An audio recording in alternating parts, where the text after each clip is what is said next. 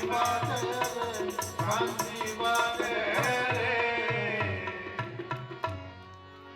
भूमिर नाम हूँ ब्रजभूमि, जार प्रतिटी धूड़ी कणिकारे कणिकारे भगवान कृष्ण राधा रानी लीलामृत संचित ही अच्छी। राजा वृंदावन में पहुंचले, ब्राह्मण को खोजी खोजी पाइले नहीं। ब्रजधामर जमुना नईर तीरवर्ती रे गोटे विशाल आम्रतरु आंब गछ दूरनु देखिले जड़े के जीर्ण छिन्न व्यक्ति बसी, कोटरगत चक्षु तार नयन निष्प्रभ, जीर्ण शीर्ण कले बरे कंपित कले बर, वृक्षर छाया ताले बसी सेठार। राजा गले पाखरे देखिले, अरे यही तो सही ब्राह्मण, अरे यही तो सही ब्राह्मण। सेतेबेले ब्राह्मणर आखिरे लेंजरा लागितिला, आखिरु धार धार लुह निकलुथिला एवं विह्वल चित्तरे ब्राह्मण कहते राधे राधे राधे राधे राधे राधे राधे राधे राधे राधे राधे राधे राधे राधे राधे राधे राधे राधे हरिबोल हरिबोल हरिबोल राधे राधे राधे राधे राधे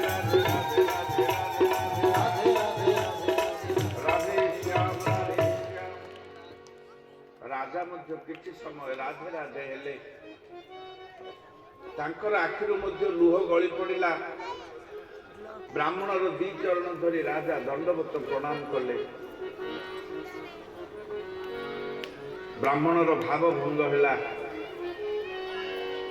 महिला आखि खोली देखिले, झापसा झापसा दिसुची कोटरगत चक्षुतार, पलित चर्म, पलित केश, ललित चर्म तार शरीर शीर्ण, थरुथिबा कंपित कलेबर, थरुथुरी हाथ तार करिले नमस्कार। कहले आपण किए से महात्मा? ब्राह्मण कहले।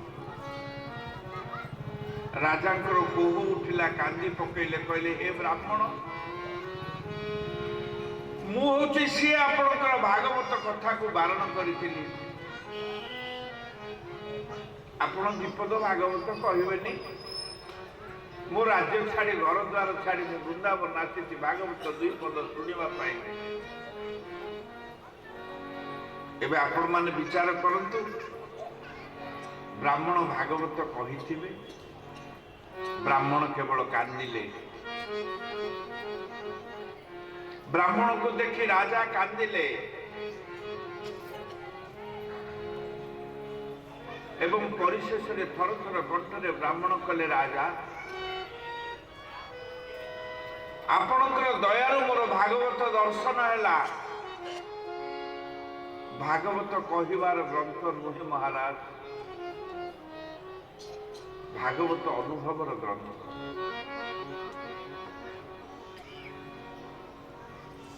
एबे आपण माने बुझी पारुथिबे, जो दिन आपण मानकु देखिला परे मोर केवल आवेग ही आवेग आसीबो, मोर कंठ रुद्ध होई जिवो, गदगद होई जिवो मोर कंठ, चक्षुरु धारा धारा लोतक निर्गत हबो। मु केवल चाहि रहिथिबी, आपण केवल चाहि रहिथिबे। एई हबो भागवत। भागवत कहिबार ग्रंथ नुहे आज्ञा। मते कहू कहू कि भागवत भास्कर कही देइछन्ति को पुण्य पुरुष, किंतु मु जाने भागवत मु जानी नाही। भागवत शुणिबार ग्रंथ नुहे, भागवत कहिबार ग्रंथ नुहे। भागवत शुणी शुणी जानिबार ग्रंथ हाँ कि नहीं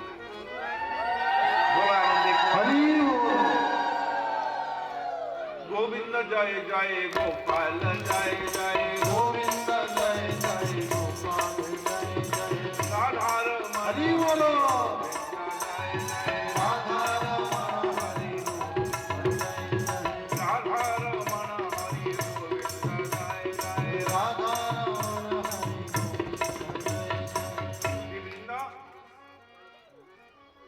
आपण अल्प किसी समय पे भागवत श्रवण करुछंती भगवान को कृपारू घरे नीरव बसला बेले जदि ये भागवत केतेबेले स्मरण को आसिलांता मने पड़ंता आहा केते शीघ्र शीघ्र 7 दिन बीतीगला जना पड़िलानी ये भागवत अमीय गाथा बड़ी मोर कर्णपटल भेद करी मो मर्म को स्पर्श करीगला जेणु गोपीटी आउ गोटे गोपी को कहूची अरे कानर भीतर दिया मोर में भेदिला गो कानर भीतर दिया मोर में भेदिला गो सही के बासुना इलो श्याम नाम के बासुना इलो श्याम नाम कानर भीतर दिया मोर में भेदिला गो के बासुना इलो श्याम नाम के बासुना इलो श्याम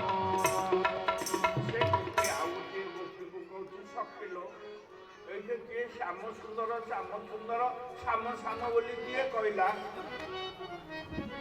सखी कहूँ मु तो कहली नानी ना मते खाली कानर भीतर दिया मोर में भेदिला गो मो कान देखिली मो मर्म को बाधिला मो कान रे किए कहला श्याम श्याम श्याम श्याम जो दिन आम गृहांगन रे बसी आपण मान कान रे खाली भागवत भागवत भागवत भागवत राम नाम कृष्ण नाम पढ़ुव चारिआडे चाहूवे कहीं किए तो नहीं सेते बेले आपण बुझे भागवत शुणा सार्थक है बोला आनंद कुमार हरि आसतु आज गाथा प्रसंग को आज गाथा प्रसंग दीर्घ दूर व्यापी आपण माने गतकाली पर्यंत सृष्टिर रहस्य श्रवण करिसंती राजा स्वयंभूप मनुकर 3टी कन्या 2टी पुत्र थिले मन अछि तो कन्या 3टी थिले देवहूति आकुति प्रसूति आउ 2टी पुत्र थिले ज्येष्ठ पुत्र होचंती उत्तानपाद भागवत प्रमाण कले आपण माने उत्तानपाद उत जुक्त तान जुक्त पाद जे भगवान काड़ को अग्रसर होइछि संसार निगड़ बंधन छिन्न करी जे भगवान के दरबार में पहुंची पारिछि से ही उत्तानपाद राजा उत्तानपादंकर 2टी पत्नी थिले ज्येष्ठ पत्नी का नाम हेउछि सुनीति कनिष्ठ पत्नी का नाम हेउछि सुरुचि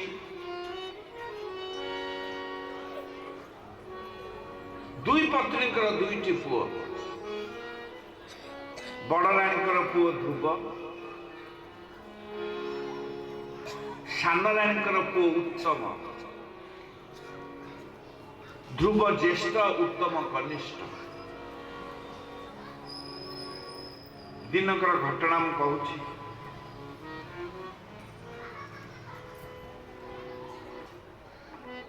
प्रकाश था कि राजा उत्तानपाद बड़ रानी को आग परी भल पाऊ नथिले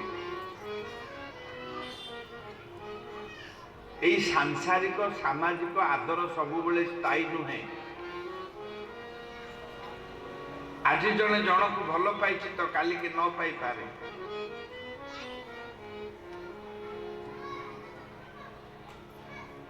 ତେଣୁ ବଡ଼ରାଣୀ ସୁନୀତି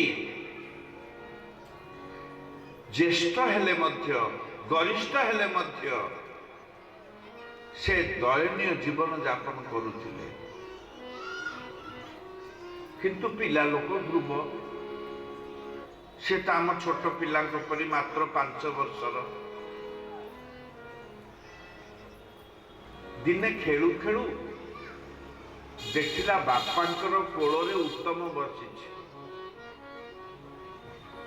ମହାରାଜ ସିଂହାସନରେ ବସିଛନ୍ତି ଆଉ ବାପାଙ୍କର କୋଳରେ ଉତ୍ତମ ବସିଛି। ଉତ୍ତମକୁ କୋଳେ ଦେଖି ଧ୍ରୁବ ଇଚ୍ଛା କଲା ଶ୍ରୀରାମ ଜୟ ରାମ ଜୟ ଜୟ ରାମ। ଉତ୍ତମକୁ କୋଳେ ଦେଖି ଧ୍ରୁବ ଇଚ୍ଛା କଲା ଶ୍ରୀରାମ ଜୟ ରାମ ଜୟ ଜୟ। পিতা কোলে বসি মারে মন বড়াইলা শ্রীরাম জয় রাম জয় জয় রাম। ধ্যান দিয়ন্তু ତମକୁ କୋଳେ ଦେଖି ଧ୍ରୁବ ଇଚ୍ଛା କଲା ଆଉ ପିତା କୋଳେ ବସିବାରେ ମନ ବଳାଇଲା। ପିଲା ଲୋକ ତ ଦେଖିଲା ସାନ ଭାଇ ଗୋଟିଏ ଜଘନ ଉପରେ ବସିଛି। ଧ୍ରୁବ ଭାବିଲା ମୁଁ ଯିବି ବାପାଙ୍କର ଆର କୋଳଟା ମଣ୍ଡନ କରିବି। ସେତେବେଳେ ସାନ ରାଣୀ ଆମ ଓଡ଼ିଆ ଭାଷାରେ ବୁଝିବା ବିମାତା, ଆହୁରି ସରଳରେ ବୁଝିଲେ ସାବତ ମା। ସୁରୁଚି ବ୍ୟଜନ କରୁଥିଲେ ମହାରାଜାଙ୍କୁ, ପଙ୍ଖା କରୁଥିଲେ। ନିଜ ପୁଅ ରାଜାଙ୍କର କୋଳରେ ବସିଛି ବୋଲି ଗର୍ବରେ ଛାତି ଫାଟି ଯାଉଥିଲା। ଏହି ସମୟରେ ପାବଚ୍ଛ ଦେଇ ଧ୍ରୁବ ଉଚ୍ଚ ସ୍ଥାନକୁ ଅତିକ୍ରମ କଲେ। ପାହାଚ ଦେଇ ଧ୍ରୁବ ଉଠୁଛନ୍ତି। ସାନରାଣୀ ବ୍ୟଜନଟାକୁ ପଙ୍ଖାଟାକୁ ଫିଙ୍ଗି ଦେଇ ଦୌଡ଼ି ଦୌଡ଼ି ଆସି ଧ୍ରୁବର ଡେଣାଟାକୁ ଧରି ଫିଙ୍ଗିଦେଲେ। କଲେ ତୋର ମୁଖରେ ଏବେ ଲାଜ ନାହିଁ, ଅଭାବିନୀ ଗର୍ଭରୁ ହୋଇଲୁ ଜନ୍ମ, ଉଚ୍ଚ ସ୍ଥାନ ପ୍ରାପ୍ତି ପାଇଁ ବଳାଇଲୁ ମନ। ଆରେ ଯା, ଗୋଟେ ହତଭାଗିନୀ ଅଭାଗିନୀ ପେଟରୁ ଜନ୍ମ ହେଇଛୁ, ଉଚ୍ଚ ସ୍ଥାନ ପ୍ରାପ୍ତି ପାଇଁ ମନ ବଳଉଛୁ। আরে তোর যদি উচ্চ স্থান পাইবার অভিলাষ ছিলা মো গর্ভরু জন্ম নেইথান্তু। আখি আগরে দেখে মো গর্ভরু জন্ম নেইথিবা শিশু কিপরি রাজাঙ্ক কোଳରେ বସିଛି। বিচার করন্তু, ପିଲାଟିର ହୃଦୟ ଭାଙ୍ଗି ଯାଇଥିବ, ମନ ମରି ଯାଇଥିବ, ଦେହ ଥରି ଯାଇଥିବ, ଆତ୍ମା କାନ୍ଦୁଥିବ। ଧ୍ରୁବ ଅପମାନ ପାଇଣ ସେଠାରୁ ଚଳିଗଲା। ଜନନୀଙ୍କ ପାଶେ ରୋଦନ କରୁଥିଲା। ଜନନୀ ପଚାରିଲେ, ବାପ ଧ୍ରୁବ କଥା ବୁଝି ଯାଉଛନ୍ତି ତ? ଶୀଘ୍ର ଶୀଘ୍ର ବୁଝିଗଲେ ବହୁତ କଥା ବୁଝିବା। ମା ପଚାରୁଛନ୍ତି, ପୁଅରେ ଧନ ମୋର କାହିଁକି କାନ୍ଦୁଛୁ? ସମସ୍ତ କଥା ଧ୍ରୁବ ବିସ୍ତାରିତ କରି ବର୍ଣ୍ଣନା କଲେ, ଆଉ ଧକେଇ ଧକେଇ କାନ୍ଦିଲେ। ସେତେବେଳେ ମା ପୁଅକୁ ପ୍ରବୋଧନା ଦେଲେ, ବାବୁରେ ତୋର ମୋହର ବାବୁ ପୂର୍ବ ଭାଗ୍ୟ ନାହିଁ। ରାମ ଜୟ জয় জয় রাম তোহর মোহর বাবু পূর্ব ভাগ্য নাহি রাম জয় জয় রাম এবে চাহিলে বাপরে পাইবা তাকাহি শ্যাম জয় শ্যাম ବାବୁରେ ଉଚ୍ଚ ସ୍ଥାନ ପାଇବା, ଉଚ୍ଚ କୂଳ ଲାଭ କରିବା, ଜ୍ଞାନ ଲାଭ କରିବା, ପଦ ପଦବୀ ଲାଭ କରିବା ଭାଗ୍ୟର ଅଧୀନ। ତୋର ଭାଗ୍ୟରେ ନାହିଁ ଉଚ୍ଚ ସ୍ଥାନରେ ବସିବୁ, ମୋର ମଧ୍ୟ ଭାଗ୍ୟରେ ନାହିଁ ମୋ ପୁଅ ବଡ଼ ଲୋକ ହବ। ମା ମାନେ ଧ୍ୟାନ ଦେଇ ଶୁଣନ୍ତୁ, ଭାଗବତରେ ବାଣୀ ଆପଣମାନେ ଭାଗ୍ୟବତୀ ନିଜେ ଭାଗବତ ଶୁଣୁଛନ୍ତି, ପିଲାଙ୍କୁ ମଧ୍ୟ ଭାଗବତ ଶୁଣଉଛନ୍ତି। ତୋର ମୋହର ବାବୁ ପୂର୍ବ ଭାଗ୍ୟ ନାହିଁ ରାମ ଜୟ ଜୟ ରାମ ଏବେ ଚାହିଁଲେ ବାବୁରେ ପାଇବା ତାକାହି ଶ୍ୟାମ ଜୟ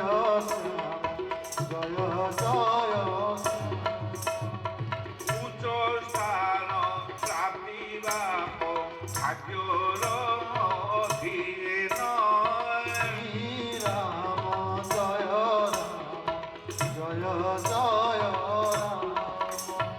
ଭାଗ୍ୟର କରତା ନିଜେ ନିଜେ ଭଗବାନ ଶ୍ୟାମ ଜୟ ଘନ জগতর পিতা প্রভু জগত করতা রাম জয়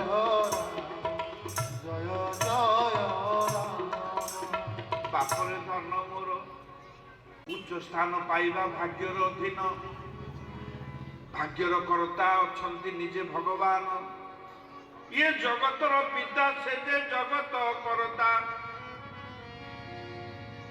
যদি বସିବୁରେ ବାପା ତାଙ୍କ କୋଳରେ ବ। ଧ୍ରୁବ ପଚାରୁଛି ବୋଉଲ ଆଉ ଗୋଟେ ବାପା ଅଛନ୍ତି ନା? ହଁ ରେ ପୁଅ, ଇଏ ଯୋଉ ପିତାର କୋଳରେ ବସିବାକୁ ଯାଉଥିଲୁ ଲୌକିକ ଜନକ ତୋହର, ଆଉ ଗୋଟେ ବାପା ଅଛି ଅଲୌକିକ ଜନକ। ବୁଝିପାରୁଛନ୍ତି ନା ନାଇଁ? ଇଏ ହଉଛନ୍ତି ଅଲୌକିକ ପିତା। ଇଏ ଲୌକିକ ପିତା କୋଳରେ ବସି ପାରିଲୁନି ବୋଲି କାନ୍ଦୁଛୁ କିରେ ଧନ ମୋର? ତୁ ଅଲୌକିକ ବାପା କୋଳରେ ବସ। ଧ୍ୟାନ ଦିଅନ୍ତୁ, ଭଗବାନ ଭକ୍ତିର ଆଧ୍ୟାତ୍ମିକ ଶକ୍ତିର ଚାବିକାଠି ମା ମାନଙ୍କ ହାତରେ। କେଡ଼େ ସୁନ୍ଦର ମା ଦୁଃଖ ଭିତରେ ମଧ୍ୟ ଚାବିକାଠି ଖୋଲିଦେଲେ। ମା ହୁଏତ ଭାବିଥିଲେ ପିଲା ମୋର ଭୁଲିଯିବ, ରାତି ପାଇଲେ ଆଉ ମନେ ନଥିବ, ଛୋଟ ପିଲା। କିନ୍ତୁ ମାତ୍ର ନିମ୍ନମୁଖୀ ପୟ ଦୃଢ଼ ପ୍ରତ୍ୟଜ୍ଞ ମନ କେବେ ହେନ ମାନ ଏଇ କାହା ବାର୍ତ୍ତା ବାରଣ। ଧ୍ରୁବର ଦୃଢ଼ ପ୍ରତିଜ୍ଞା ଥିଲା। ନିଶାର୍ଦ୍ଧରେ ଜ୍ୟୋତି ଦର୍ଶନ ହେଲା। ଆପେ ଆପେ ଦରବାଜା ଫାଟକ ଖୋଲିଗଲା। ଜ୍ୟୋତିକୁ ଅନୁସରଣ କରି ଧ୍ରୁବ ସୂର୍ଯ୍ୟଚ ମା ମନ୍ୟୁଚ ମନ୍ୟୁ ପତୟଚ ମନ୍ୟୁ କୃତେଭ୍ୟ ପାପେଭ୍ୟଂ ରକ୍ଷତ୍ରଂ ଯଦ୍ରାତା ପାପମକାର୍ଷଂ ମନସା। ଏବେ ଧ୍ରୁବ ରାତି ଅଧରେ ଘର ଛାଡ଼ିଲେ।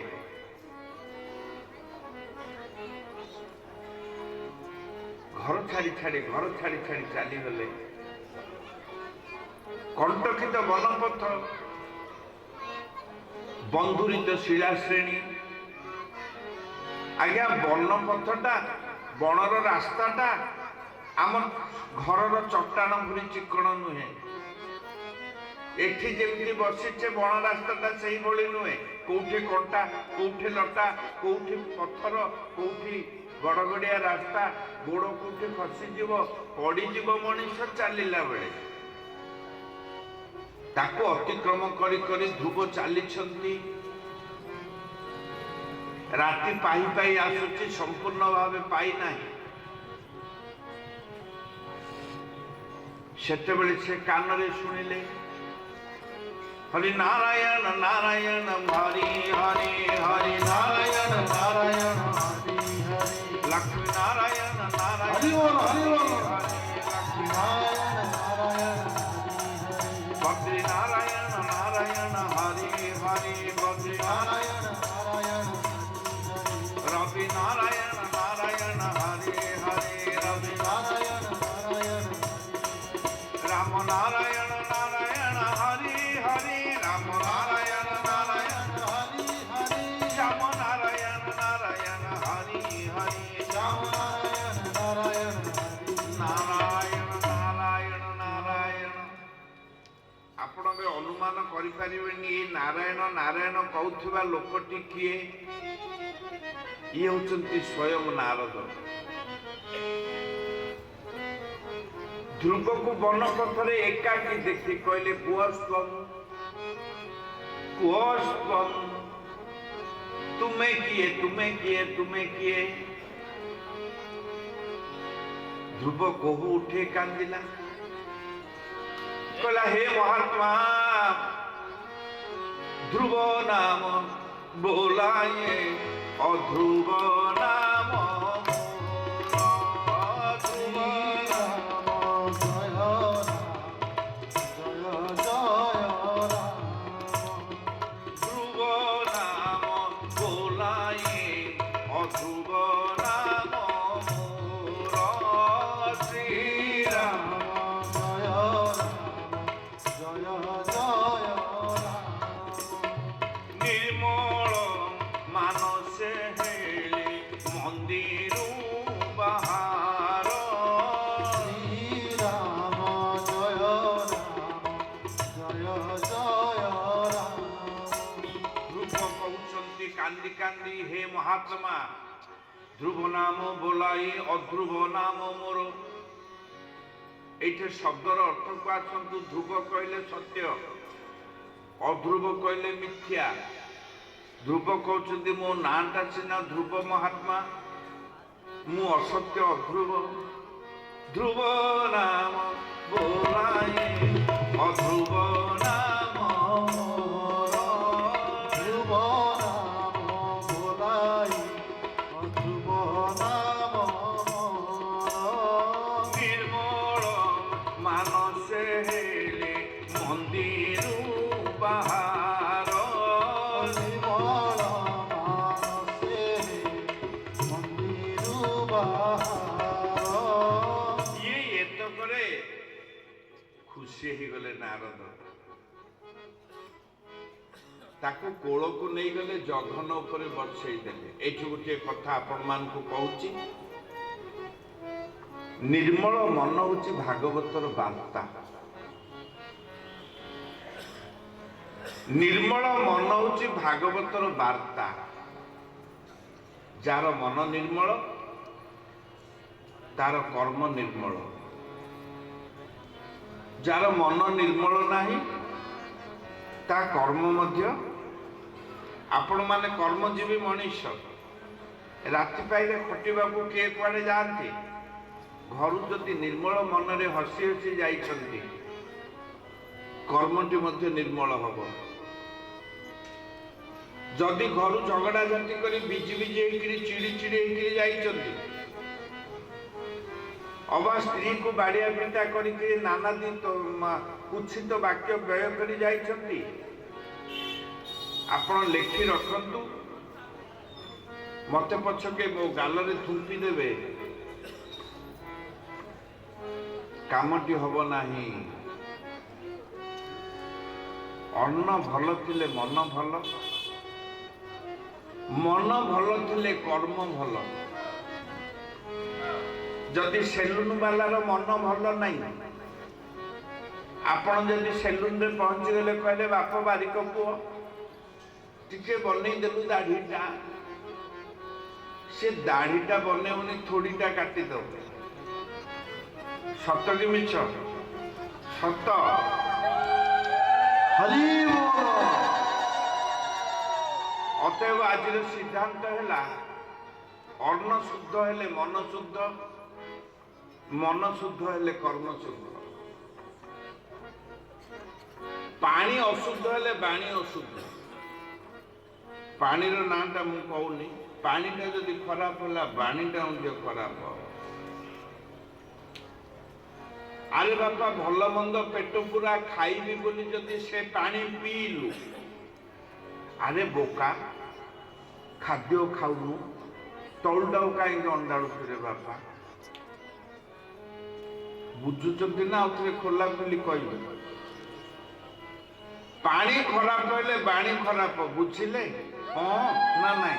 ହରି ବୋଲ। ଦେଖ ଭାଗବତରୁ କିଛି ଶିଖିବା ନା।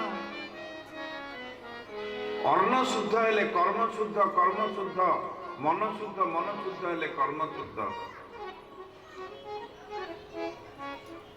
ପାଣି ଖରାପ ହେଲେ ବାଣୀ ଖରାପ। ଆପଣ ମାନେ ରାତି ପାଇଲେ ବିଚ୍ ରାସ୍ତାରେ ଦେଖୁଥିବେ, ଯୋଉମାନଙ୍କର ପାଣି ଖରାପ ସେମାନଙ୍କର ବାଣୀ ମଧ୍ୟ ଖରାପ। ଯୋଉମାନଙ୍କର ମନ ନିର୍ମଳ ସେମାନଙ୍କର କର୍ମ ନିର୍ମଳ। ଏଇ ସିଦ୍ଧାନ୍ତରେ ଆସିଲେ।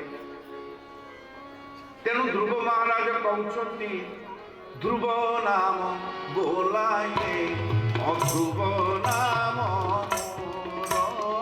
ଧ୍ରୁବ ନାମ ବୋଲାଇ ଅଧ୍ରୁବ ନାମ ମୋର।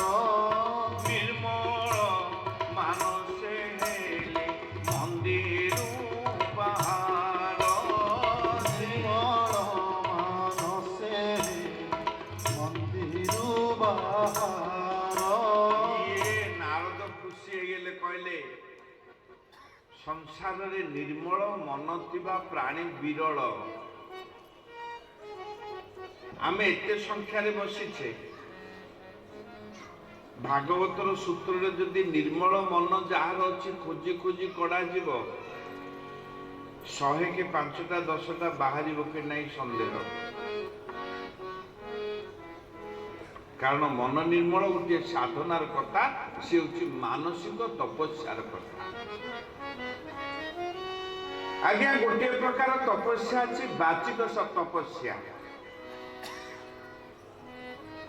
ଆଉ ଗୋଟିଏ ତପସ୍ୟା ଅଛି କାୟିକ ତପସ୍ୟା, ଆଉ ଗୋଟିଏ ତପସ୍ୟା ଅଛି ମାନସିକ ତପସ୍ୟା। କାହାକୁ କଟୁ କଥା ନ କହିବା,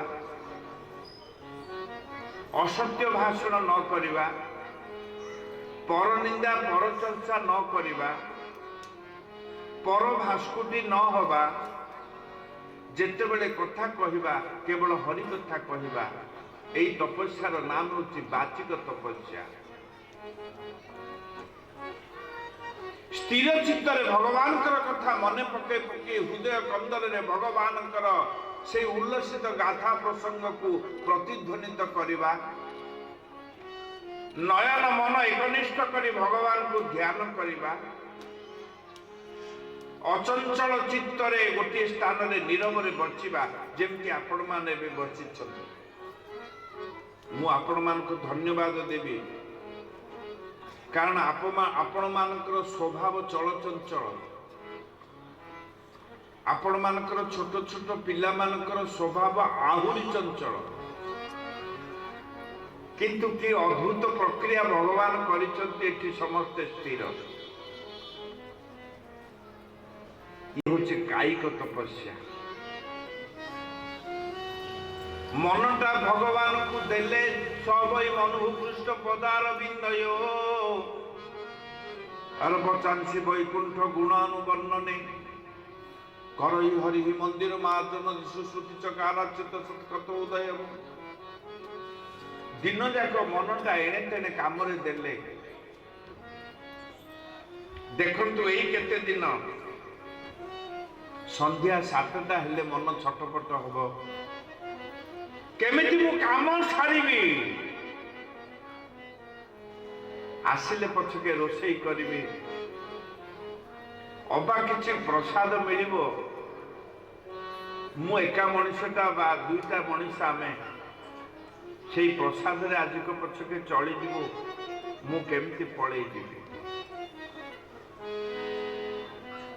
ଏଇ ଯୋଉ ମନର ବିଚାର, ଏଇ ତପସ୍ୟାର ନାମ ହଉଛି ମାନସିକ ତପସ୍ୟା। ଆମ ମାନଙ୍କର ଧାରଣା ତପସ୍ୟା ଗୋଟିଏ ବହୁତ କଷ୍ଟକର ବ୍ୟାପାର। ଏବେ ଆପଣ ମାନେ ତପସ୍ୱୀ, ଭାଇମାନେ ତପସ୍ୱୀ, ମା ମାନେ ତପସ୍ୱିନୀ। ଆପଣ ମାନଙ୍କୁ ଦର୍ଶନ କରି ମୁଁ ଭାଗ୍ୟବାନ। ଗୋବିନ୍ଦ ଜୟ ଜୟ ଗୋପାଳ ଜୟ ଜୟ গোবিন্দ জয় জয় গোপাল জয় জয় রাধারমণ হরি গোবিন্দ জয় জয় রাধারমণ হরি গোবিন্দ জয় জয় রাধারমণ হরি বল হরি বল জয় জয় রাধারমণ হরি জয় জয় বল একবার হরি হরি বল। এইঠে ধ্রুব ପାଇଗଲେ ଗୁରୁଙ୍କୁ। ଆପଣ ମାନଙ୍କର ଏ ସମସ୍ତ ତପସ୍ୟା ସଫଳ ହେବା ପାଇଁ 5 ଜଣଙ୍କର କୃପା ଦରକାର।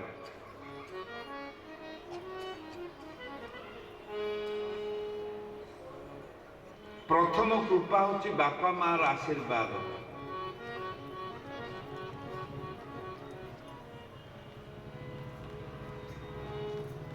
ନୃସିଂହ ପୁରାଣ ନାମ ଆପଣ ମାନେ ଶୁଣିଛନ୍ତି।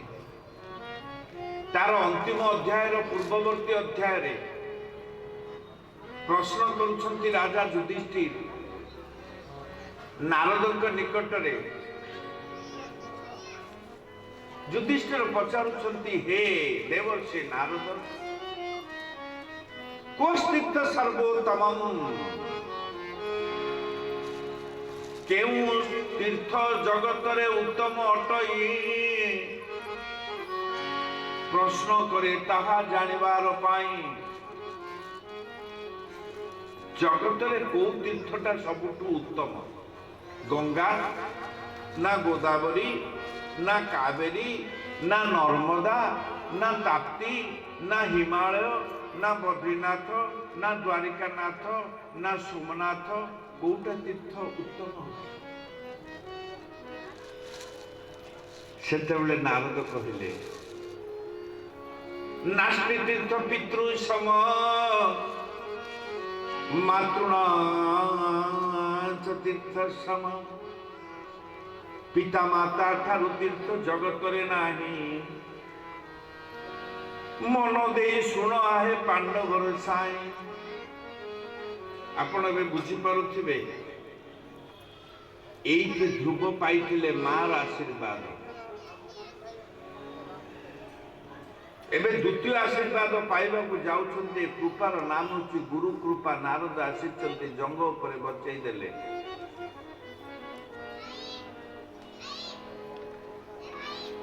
ଏବେ ସେ ଆଦର ହେଇଗଲେ। ଯେହେତୁ ଏ ପିଲାଟି ବୟସରେ ଛୋଟ, କିନ୍ତୁ ଆର ହୃଦୟ ନିର୍ମଳ ଅଛି, ମନ ନିର୍ମଳ ଅଛି। ସେ କହୁଛି, ଧ୍ରୁବ ନାମ ବୋଲାଇ ଅଧ୍ରୁବ ନାମ ମୋର, ନିର୍ମଳ ମାନସେ ହେଲି ମନ୍ଦିର ବାହାର। ଜୀବନରେ ଆଜ୍ଞା ଗୁରୁ କୃପା ଦରକାର। ଆପଣ ମାନେ ଯଦି ଧ୍ୟାନ ଦେଇକି ମୋ କଥା ଶୁଣିବେ ଆଉ ନ୍ୟାୟରେ ନିଷ୍ପତ୍ତି ଦେବେ ବୋଲେ, କଥାଟିଏ କହୁଛି, ଜଣେ ବ୍ରାହ୍ମଣ ଥିଲେ ବଡ କୃପଣ। ସେ ଧନ ଧାର କରଜ ଦଉଥିଲେ, ଉଚ୍ଚା କଳନ୍ତର ନଉଥିଲେ। ଗୁରୁ ବାରମ୍ବାର କହୁଥିଲେ, ଆରେ ବାବା ଟିକେ ସତ କଥାରେ ଚାଲ। ବ୍ରାହ୍ମଣ କୂଳରେ ଜନ୍ମ ହେଲ, ଯଜନ ଯାଜନ ଅଧ୍ୟୟନ ଅଧ୍ୟାପନା ତୁମର କର୍ତ୍ତବ୍ୟ। ବ୍ରାହ୍ମଣ କିନ୍ତୁ ଶୁଣୁ ନଥିଲେ। ଦିନକର ଗୋଟିଏ ଘଟଣା ଘଟିଲା। ମଫସଲ ଗାଁ, ସେବର କଥା, ପୁରୁଣା କଥା। ବ୍ରାହ୍ମଣ ତେଲ ଲଗେଇଲେ, କହିଲେ, ପୁଅରେ ମୁଁ ନଦୀକି ଯାଉଛି, टिके घरे था कुआड़े जाना चोरी हारी दिन ब्राह्मण गाधे गले किछि समय पर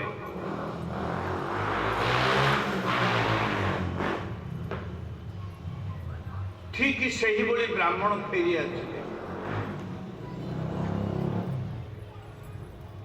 पुओ कहला नन्ना नन्ना नन्ना तमे प्रगाध फेरी गल कौन फेरी आइल ब्राह्मण कहले अरे मु शुणिली ए गाँ रे गोटे ब्राह्मण बुलुची डुप्लिकेट ब्राह्मण देखा ठीक मोर भलिया मु घरे नथिबी काले से घरे पछी जीव तेणु मु आसीगली तू आग फाटक बंद कर दे गेट बो को कह टिके पानी देले मु अगणारे गाधई पकेबी बो पिला को कह सतर्क थिबो केही मोर ऊपर आसिले मध्य कबाट खोलिबो नहीं किछि समय पर असली ब्राह्मण गाधई गिरी आसिले आपण बुझिले तो डुप्लिकेट ब्राह्मण घरे बसी ओरिजिनल ब्राह्मण आसी दुआर बाड़े पुओ कहला हाँ मो नन्ना ठीक कहते तांकर भलिया देखा जाउथुआ जने किए डुप्लिकेट बुलुची घर को आसीबो चला चला वर्तमान जो ब्राह्मण घरे रहिले ओरिजिनल ना डुप्लिकेट डुप्लिकेट केते विनीत अनुरोध कले पुओ शुणिलानी स्त्री शुणिलानी बहु मध्य चिन्ह पारा नहीं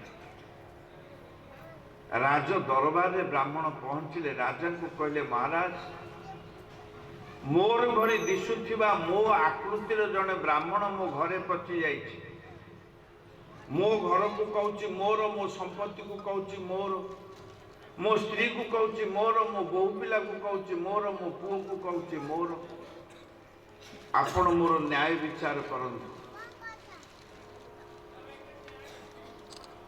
राजा कहले ठीक अछि मंत्री बर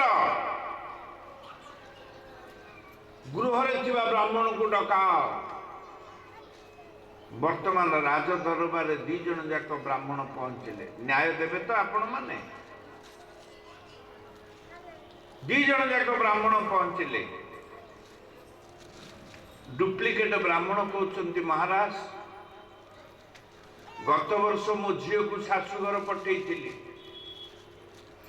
डुप्लिकेट कहूँ महाराज गत वर्ष मो झील को शाशुघर पठेई ये जदि प्रकृत में सतिया ब्राह्मण ये कहि परिबे कि रांधुनिया को केते देइथिली ब्राह्मण पुरोहित को केते देइथिली झील को सुना देली केते रूपा देली केते धान देली केते मुग देली केते बिरी देली केते केते शिल घोरणा देली केते खंड साड़ी देली की रकमर चूड़ी देली कहिदेबे राजा ओरिजिनल ब्राह्मण को पचारे ब्राह्मण तुम्हें गत वर्ष झील पठेच ना आज्ञा झील को कौन कौन देइथिलो टिके कहिलो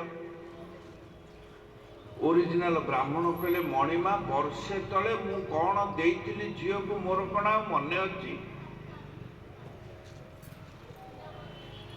कौन कौन देइथिली भलरे झील पठेइथिली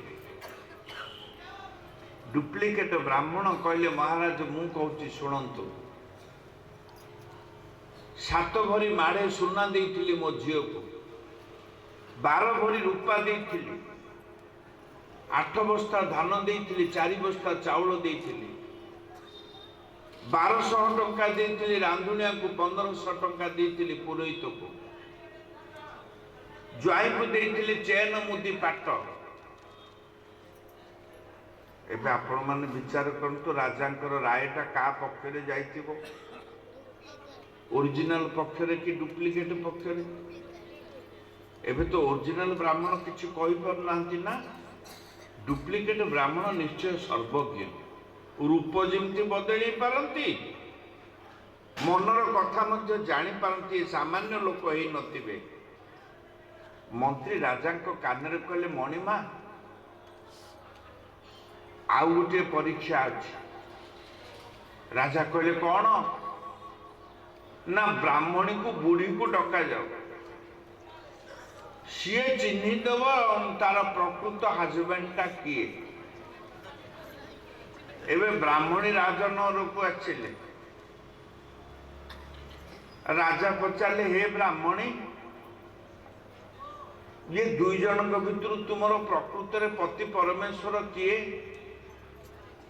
ब्राह्मणी लाजई गले, ओढ़ना पकईदेले, कहले महाराज लाजर कथा, मत तो दी जन जाक एकापरी दुषुंट, मुझे कहबी जे आपण को कान रे गोटे कथा कह। राजा कहले कुह।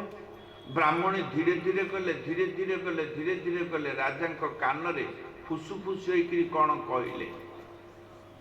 आपन शुभिला कि शुभिला?